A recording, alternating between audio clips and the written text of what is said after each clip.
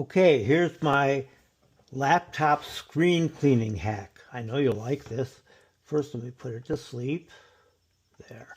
Okay, so you want to clean the fingerprints and all the schmutz off your laptop screen. You can't see mine, but it's covered with it. Trust me on this.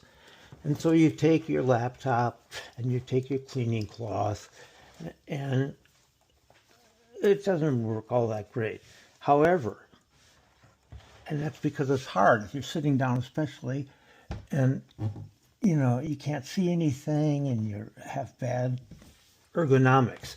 Look, turn the laptop on its side. All of a sudden, it's stable.